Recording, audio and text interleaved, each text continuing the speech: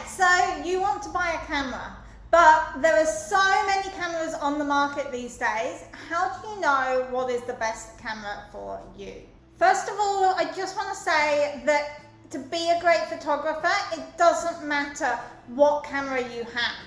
But what matters is that you know how to use the camera and how to work with light to achieve great results. With photography becoming more and more popular, the camera brands out there have started pumping out more and more cameras, all with different features aimed at different photography genres or processes.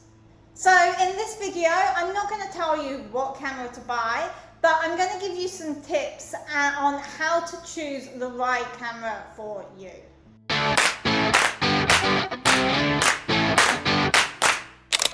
If you're just starting out with photography and you're not really sure what type of photography genre you want to specialize in yet, then you probably don't need a camera with lots of fancy bells and whistles. So a low-range mirrorless camera would be the best place for you to start. Have a look at the Canon M range or the Nikon Z range for this. From there you can get to know the basic features of a camera like exposure and focus, and start to get an understanding of what you really need out of a camera.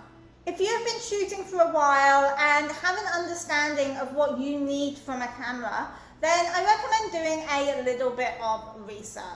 Start by making a list of what is wrong with your current camera or what frustrates you about your current camera.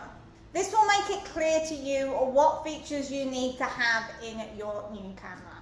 For example, if you do a lot of nighttime photography, you might be getting frustrated with how grainy your photos are coming out. So want to invest in a camera with a high ISO capacity. If you also shoot video, then you're going to want to look into the video functions of the camera. Some have more than others. Some have time-lapse, some have slow motion video functions, and others don't. If you're a landscape photographer, you might want to have HDR or panoramic functions on the camera. If you use longer lenses or have shaky hands, then vibration reduction might be a feature that you would be looking for. If you're a portrait photographer, then facial recognition focus technology would be important to you.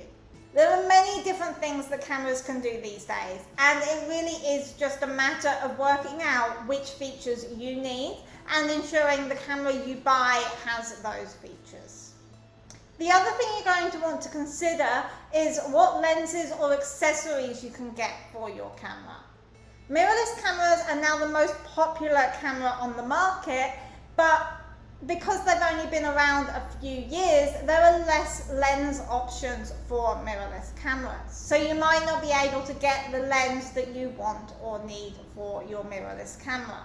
However, most camera manufacturers do provide adapters so that you can use DSLR lenses on a mirrorless camera. If you already have a camera, then you probably also have a collection of lenses to go with it. So when buying a new camera, you're going to want to buy a camera of the same brand so that you can still use all of your current lenses on the new camera. It just doesn't make sense to buy a whole new load of lenses.